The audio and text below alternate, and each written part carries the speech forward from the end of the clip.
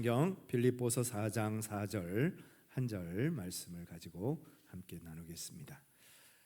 빌립보서 4장 4절 신약 성경 322면입니다.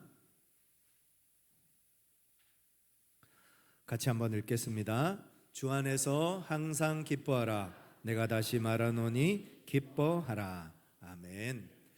염려에 해당하는 영어 워리는 고대 앵글로 색슨족의 언어에 유래한다고 합니다. 그 뜻은 물어 뜯는다 이런 뜻이 있습니다. 염려는 늑대처럼 우리의 마음을 물어 뜯어서 우리의 몸을 망가뜨립니다. 현대인이 경험하는 질병 가운데 시민성 질환들이 많이 있죠. 소위 말해서 신경성이라고 부르는 것들입니다. 신경성 위궤양, 신경성 관절염, 신경성 심장병, 신경성 기침 등 우리 몸과 마음은 밀접하게 연결되어 있습니다.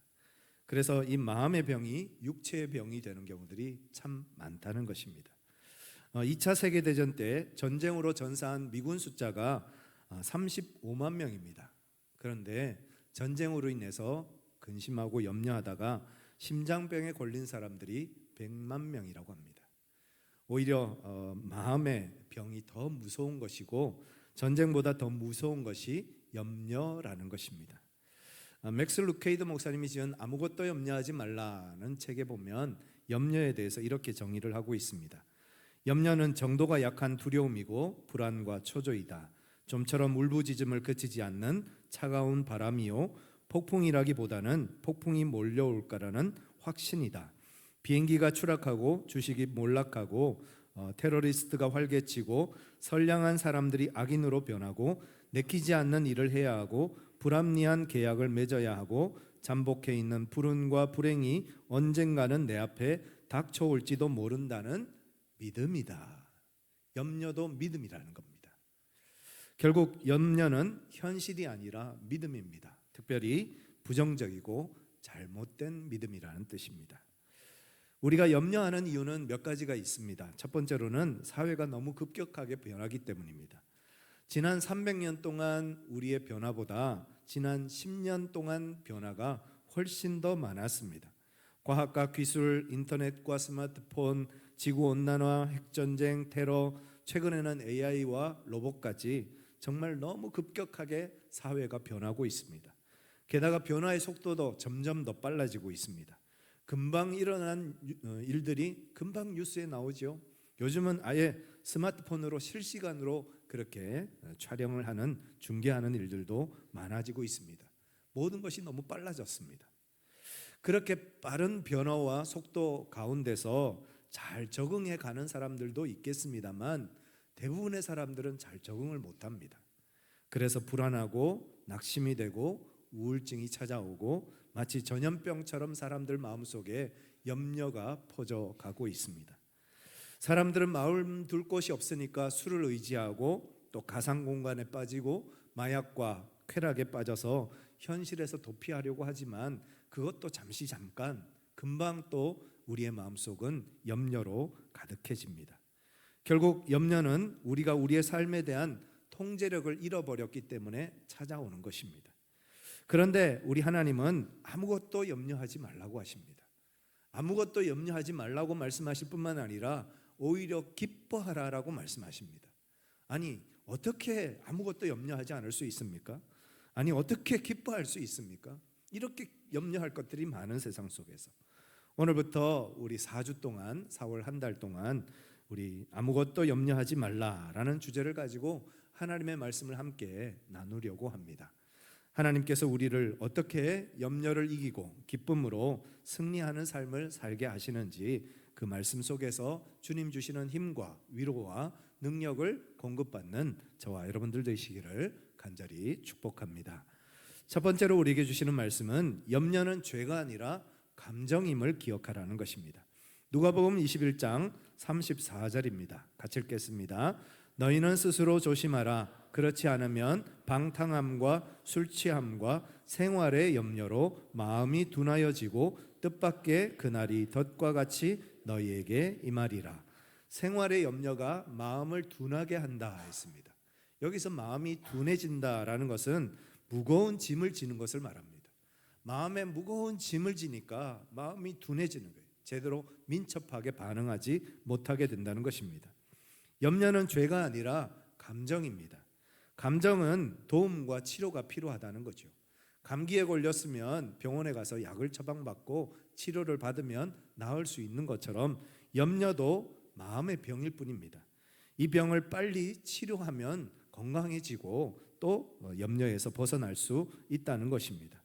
과거의 실수나 실패에 대한 절망감, 또 미래에 대한 과도한 걱정들, 또 부정적인 자기 비난과 스트레스, 그리고 현실에 비롯되지 않은 끊임없는 부정적인 상상들, 그리고 타인에 대한 과도한 의존, 그리고 타인의 평가에 너무 지나치게 몰두하는 생각들, 이런 것들이 우리를 점점 염려에 빠뜨려서 우리 자신을 불행하게 만듭니다.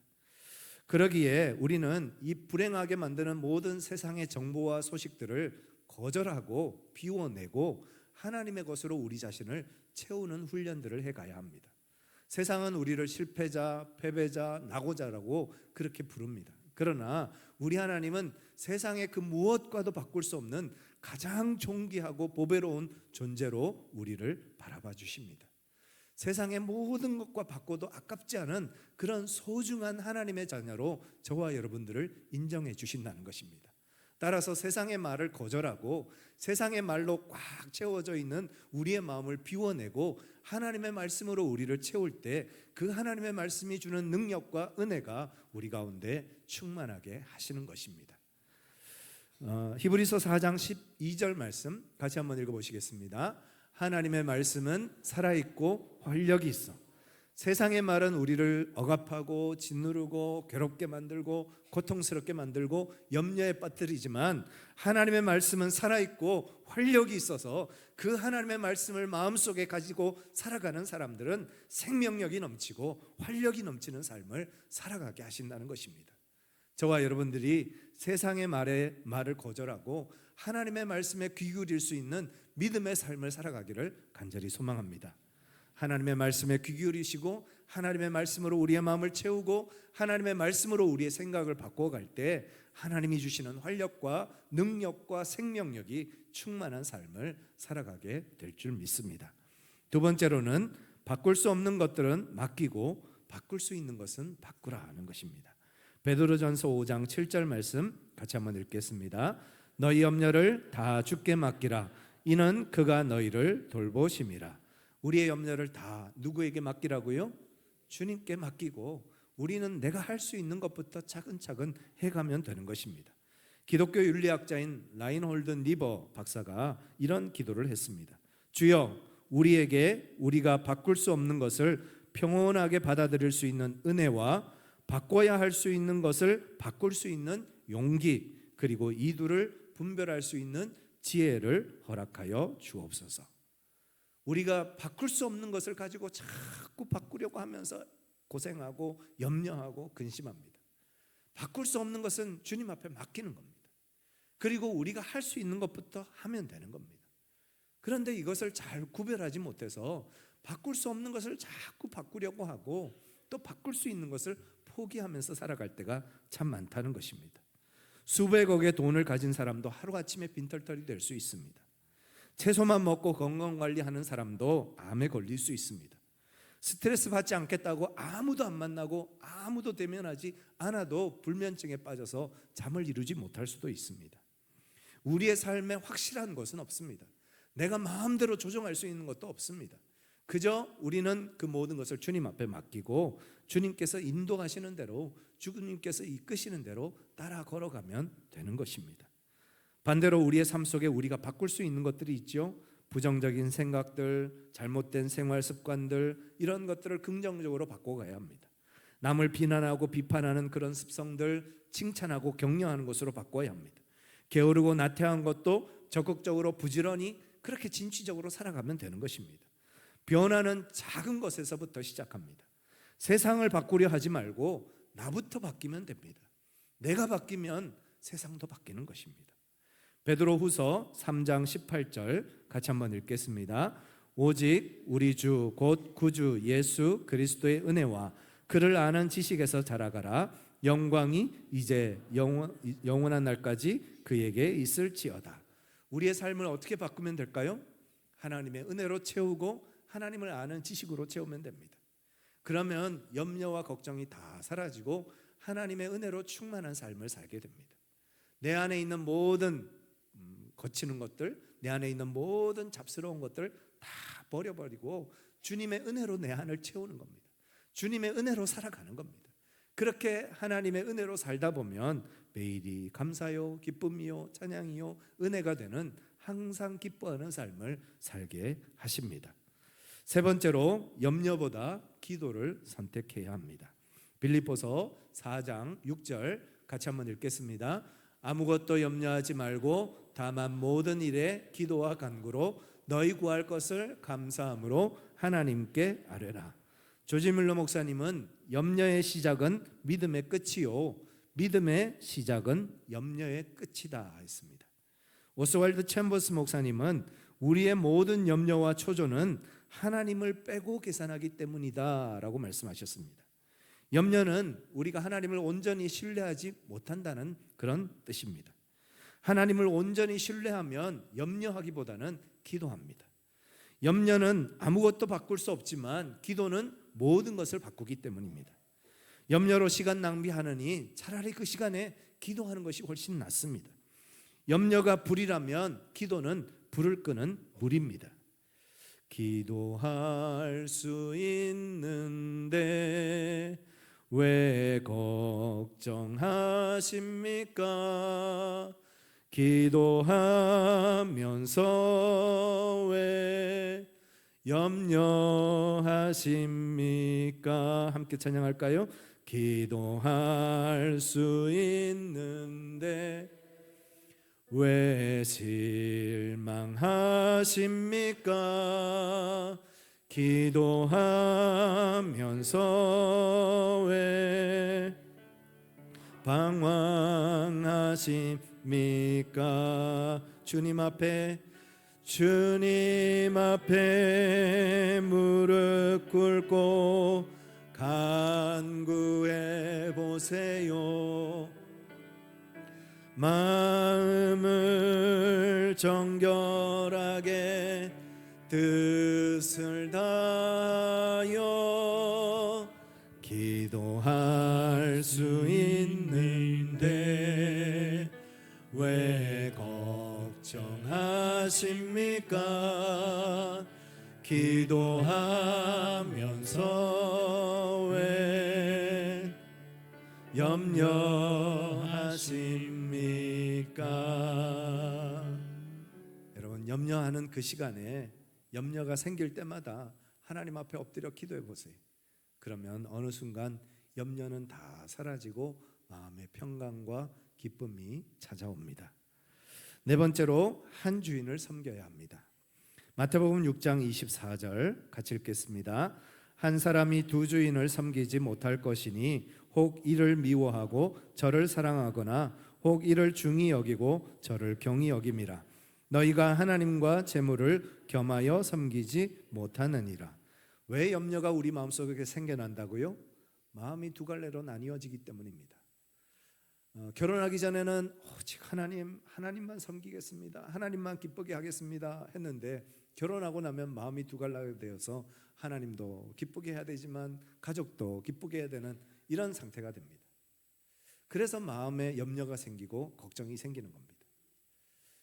어느 순간이든 어떤 형편이든 오직 하나님만 섬기고 오직 하나님만 기쁘시게 하고 하나님의 뜻대로 나아갈 때 가정도 회복되어지고 직장의 삶도 기쁨이 넘치고 모든 염려가 사라지는 은혜 가운데 살게 하십니다. 야고보서 4장 8절 같이 한번 읽으실까요? 하나님을 가까이 하라. 그리하면 너희를 가까이 하시리라. 죄인들아 손을 깨끗이 하랴. 두 마음을 품은 자들아 마음을 성결하게 하라.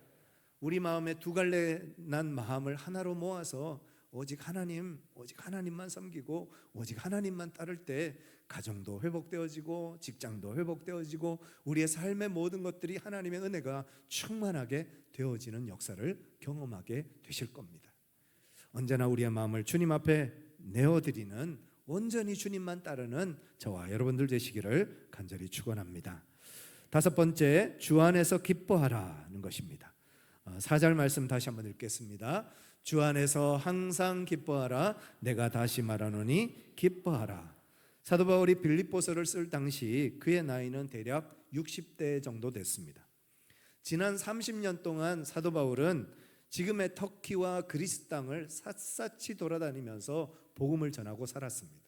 그 먼 거리를 얼마나 힘들고 고통스럽게 그렇게 사역을 했는지, 어쩌면 그의 몸과 얼굴은 그 지중해 뜨거운 태양빛에 완전히 그을려서 마치 이 사람이 흑인인지 백인인지 전혀 구분도 안 될 정도로 그렇게 온 몸이 까맣게 그을렸을 겁니다.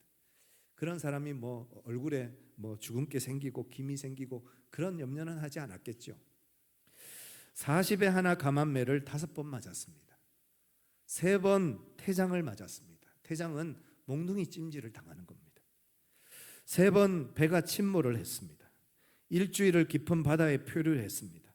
강의 위험과 강도의 위험과 동족의 위험과 이방인의 위험과 시내의 위험과 광야의 위험과 바다의 위험과 거짓 형제의 위험과 위험이라는 위험은 다 당하면서 살았습니다. 그 세월이 30년입니다. 온몸의 마디마디마다 성한 데가 아마 하나도 없었을 겁니다.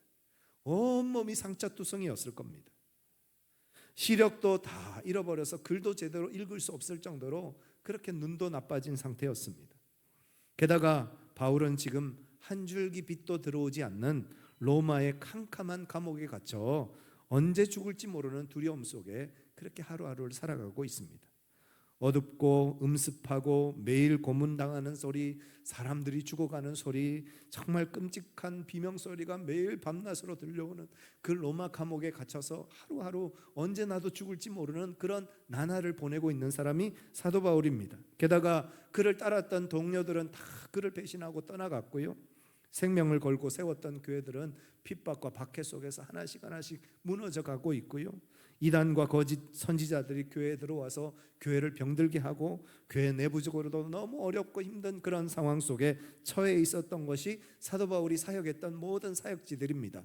그런데 어떻게 사도 바울은 그 절망적인 순간에 아무것도 염려하지 말라, 그것도 모자라서 기뻐하고 기뻐하라 라고 말할 수 있었을까요? 그 비밀은 단 하나, 주 안에서입니다. 너무 많이 염려할 것밖에 없는, 정말 염려할 것밖에 없는 그런 현실이고 상황이었지만 사도 바울은 주 안에 있었습니다. 내가 사는 것도 주님의 뜻이고 내가 죽는 것도 주님의 뜻입니다. 교회가 일어나는 것도 주님의 뜻이고 교회가 사라져 없어지는 것도 주님의 뜻입니다. 우리의 생사화복 모든 삶의 모든 것이 다 주인 되신 하나님의 손에 달려 있고 하나님은 이 온 우주 만물의 주인이시고 주권자이십니다. 이것을 믿음으로 고백했을 때 사도 바울은 그 절망의 순간 속에서도 염려하지 마십시오, 걱정하지 마십시오, 찬송하십시오, 기뻐하십시오, 또다시 기뻐하십시오, 그렇게 고백할 수 있는 믿음의 자리에 설 수 있었던 것입니다. 비록 우리의 삶의 현장이 최악일지라도 모든 만물의 주권자이신 하나님 앞에 모든 것을 맡기면 우리는 언제든지 기뻐할 수 있고 감사할 수 있고 찬양할 수 있는 줄 믿습니다. 괴로울 때 주님의 얼굴 보라, 평화의 주님 바라보아라. 세상에서 시달린 친구들아, 위로의 주님 바라보아라. 눈을 들어 주를 보라, 내 모든 염려 주께 맡겨라. 슬플 때에 주님의 얼굴 보라, 사랑의 주님 안식 주리라. 염려할 것밖에 없는 인생이지만 사랑의 주님 바라보면 그리고 그 사랑의 주님에게 모든 것을 의탁하고 맡겨드리면 언제든지 찬양하고 기뻐하고 감사할 수 있는 줄 믿습니다. 그 믿음으로 주님을 찬양하고 주님을 기뻐하는 저와 여러분들 되시기를 간절히 축원합니다. 여섯 번째, 죄책감을 버리라는 겁니다. 디모데후서 4장 18절 같이 한번 읽겠습니다. 주께서 나를 모든 악한 일에서 건지시고 또 그의 천국에 들어가도록 구원하시리니 그에게 영광이 세세 무궁토록 있을지어다. 아멘. 나를 모든 악한 일에서 건지시는 분이 누구시라고요? 우리 하나님이십니다. 사도 바울은 죄책감으로 가득한 마음을 가지고 살 수밖에 없는 사람이었습니다. 왜냐하면 그는 예수님을 믿는 사람들을 핍박하고 박해하고 죽이는 일에 앞장섰던 사람입니다. 그런데 그가 예수님을 만나고 나니까 자기가 저지른 죄가 얼마나 큰지를 깨달았고, 그래서 평생 죄책감에 짓눌려서 살아갈 수밖에 없는 그런 마음을 가지게 되어집니다. 그런데 그 죄보다 더 큰 것이 있음을 깨달았습니다. 그게 뭘까요? 하나님의 은혜라는 거예요. 내가 저지른 죄가 너무 무섭고 끔찍한 죄이지만 나의 죄보다 더 큰 하나님의 은혜가 나를 감싸고 있고 그 큰 은혜 속에서 내가 살고 있다는 것을 깨닫고 나니까 오히려 자신의 그 모든 연약함을 주님 앞에 다 내어놓고 감사함으로, 기쁨으로, 평안함으로, 자유함으로 살아갈 수 있게 되어졌다는 것입니다. 주 안에 있는 나에게 땅 근심이 있으랴 십자가 밑에 나가 내 짐을 풀었네. 주님을 찬송하면서 할렐루야 할렐루야 내 앞길 멀고 험해도 나 주님만 따라가리. 우리가 왜 염려할까요? 염려의 밑바닥을 살펴보면 그 속에는 죄책감이 있습니다. 결국 죄책감 때문에 우리가 염려하면서 산다는 거예요. 그럼 그 죄책감을 어떻게 해결할 수 있나요? 하나님의 은혜로, 예수님의 십자가의 사랑으로 그 죄책감에서 벗어나 은혜 안에 살 때 우리 안에 있는 모든 염려를 이기고 감사하며 기뻐하며 살아갈 수 있다는 것입니다. 우리의 모든 죄책감을 주님의 십자가에 다 못 박아 내어드리고 주님 주시는 자유와 기쁨으로 살아가는 우리 모두가 되기를 간절히 소망합니다. 마지막 일곱 번째, 하나님을 찬양하라 하십니다. 야고보서 5장 11절 같이 한번 읽겠습니다. 보라, 인내하는 자를 우리가 복되다 하나니 너희가 욥의 인내를 들었고 주께서 주신 결말을 보았거니와 주는 가장 자비하시고 긍휼히 여기시는 이시니라. 사람이 염려하는 최종적인 이유 중에 하나는 결말을 알 수가 없기 때문입니다. 내일 무슨 일이 있을지, 모레 어떤 일이 일어날지 우리가 모르기 때문에 그렇게 염려하고 걱정하면서 사는 겁니다. 그런데 여러분, 저와 여러분들은 결말을 아는 사람들입니다. 욥의 결말을 우리는 동일하게 맞이하게 될 것입니다. 욥의 결말이 뭘까요? 욥기서 42장 17절 같이 한번 읽겠습니다. 욥이 늙어 나이가 차서 죽었더라. 이게 욥의 결론입니다. 결말입니다. 그리고 우리도 동일한 결말을 맞이하게 될 것입니다. 그럼 참 인생이 이렇게 늙어서 죽고 끝이면 참 인생이 허무하고 참 무가치하지 않습니까? 그런데 우리에게는 누가 계십니까? 우리 주 하나님이 계십니다. 하나님이 있는 사람들에게는 죽음이 더 이상 두렵지가 않습니다. 하나님이 있는 사람들에게는 죽음이 더 이상 허무하지가 않습니다. 죽음으로 끝나는 우리의 인생이 그것이 전부가 아니라는 것을 우리가 알기 때문입니다.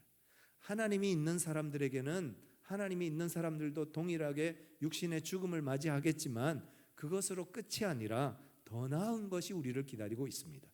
에베소서 1장 12절 같이 한번 읽으실까요? 이는 우리가 그리스도 안에서 전부터 바라던 그의 영광의 찬송이 되게 하려 하심이라. 그의 영광의 찬송이 누가 된다고요? 저와 여러분들이 그의 영광의 찬송이 되게 하신다는 거예요. 우리가 그의 영광의 찬송이 되게 하신다는 거예요.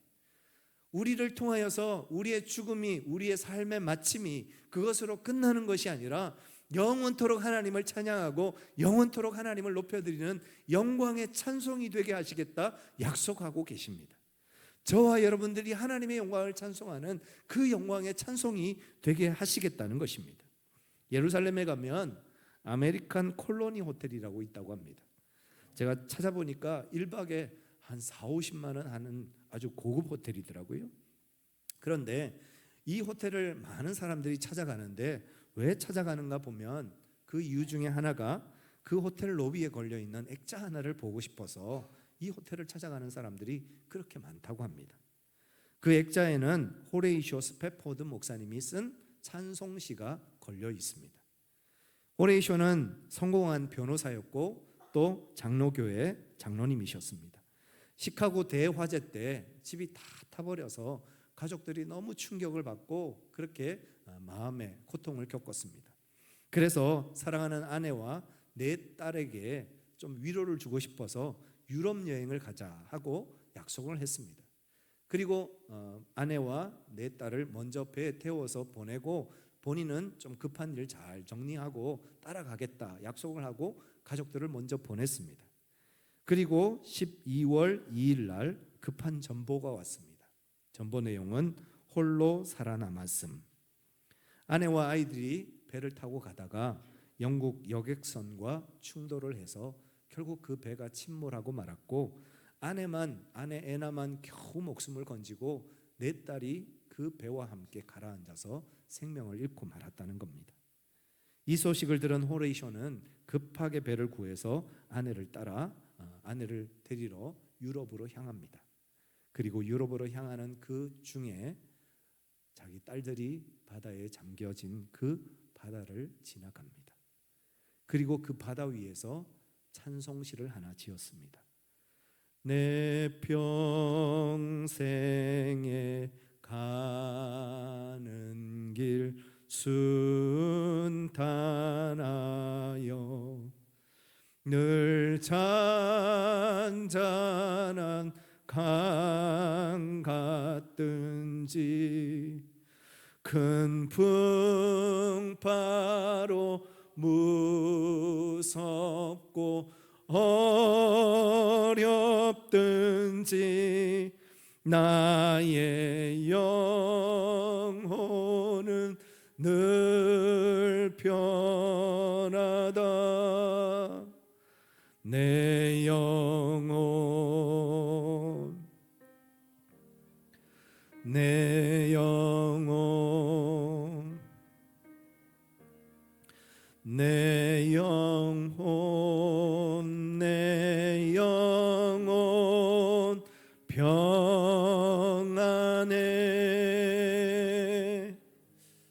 여러분 참 이상하잖아요. 호레이쇼는 자기 딸 4명이 죽은 그 자리를 지나가면서 내 영혼이 평안합니다. 나는 안전합니다. 이런 고백을 하고 있어요. 어떻게 그럴 수 있습니까?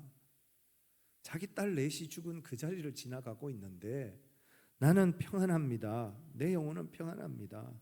나는 늘 편안합니다. 이런 말을 어떻게 할 수 있습니까? 어떻게 그럴 수 있었을까요? 아마 상상하기를 이 호레이쇼가 믿음의 눈이 열린 것 같습니다. 그리고 하나님 품에 안겨있는 4명의 딸을 보았겠죠. 그 4명의 딸이 아빠를 향해서 아빠 우리 여기 있어요. 걱정하지 마세요. 우리 하나님 품에서 잘 있으니까 걱정하지 말고 나중에 또 만나요. 천국에서 만나요. 하고 손 흔드는 그 모습을 이 호레이쇼가 믿음의 눈으로 바라보지 않았을까요? 그러니까 내 영혼이 평안합니다. 내 영혼은 만족합니다. 내 영혼은 기뻐합니다. 이런 고백을 할 수 있었던 것이 아닐까요? 마지막 말씀 하나만 보겠습니다. 베드로전서 5장 7절 같이 한번 읽겠습니다. 너희 염려를 다 주께 맡기라. 이는 그가 너희를 돌보심이라.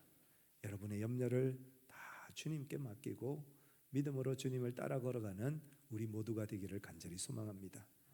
인생이 힘들고 어렵지만 우리에게도 마지막이 옵니다. 모든 것을 다 내려놓고 평안히 쉬는 날이 우리에게도 반드시 찾아옵니다. 그리고 그날에 주님의 품에 안겨서 하나님, 그동안 너무 보고 싶었어요. 하나님 만나서 너무 행복해요. 그렇게 기쁨으로 만나서 또 함께 하나님을 예배하는 그날이 반드시 있을 줄 믿습니다. 그리고 우리보다 먼저 가신 우리 믿음의 선배들, 또 우리 자녀들 그 영원한 천국에서 다시 만날 약속이 우리에게 있습니다. 그 약속을 가지고 그 약속을 바라보면서 매일매일 감사하며 찬양하며 살아가는 저와 여러분들 되시기를 간절히 축복합니다. 우리 함께 기도하시겠습니다. 하나님, 우리에게 염려하지 말라 하십니다. 우리에게 기뻐하라 하십니다. 우리에게 찬송하라 하십니다. 하나님의 말씀을 따라 모든 염려 다 주님 앞에 맡기고 기뻐하며 찬송하며 감사하며 살게 하여 주옵소서. 우리 함께 기도하시겠습니다. 사랑과 은혜가 충만하신 아버지 하나님, 오늘도 하나님께서 우리를 사랑으로 품어주셔서 주님 앞에 나와 기도하며 예배하며 찬송하게 하심을 감사합니다. 우리의 마음 가운데, 우리의 중심 가운데 일하여 주시고 역사하여 주셔서 모든 염려와 근심과 걱정 다 하나님 앞에 맡기고 하나님의 인도하심을 따라 하나님의 선하심을 쫓아 나아가는 우리의 삶이 될 수 있도록 하나님께서 함께하여 주옵소서. 하나님께서 지금부터 영원토록 우리와 함께 하시겠다 약속하여 주셨습니다. 하나님께서 우리의 염려를 주님 앞에 맡기면 하나님께서 우리를 돌보시고 우리를 지켜주신다 약속해 주셨습니다.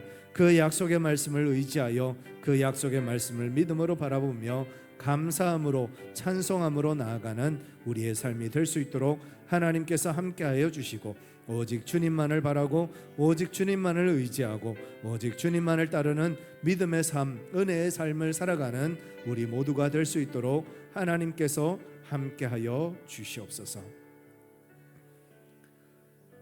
사랑과 은혜가 충만하신 아버지 하나님, 모든 염려를 다 주님 앞에 맡기고 기뻐하고 감사하고 즐거워하고 찬양하라 하심을 감사합니다. 주님의 약속을 마음에 새기고 그 주님의 약속 붙잡고 믿음으로 걸어가는 우리 모두가 될 수 있도록 주께서 함께하여 주옵소서. 우리 주 예수 그리스도의 이름으로 간절히 기도드리옵나이다. 아멘. 다 같이 일어나셔서 함께 찬양하시겠습니다.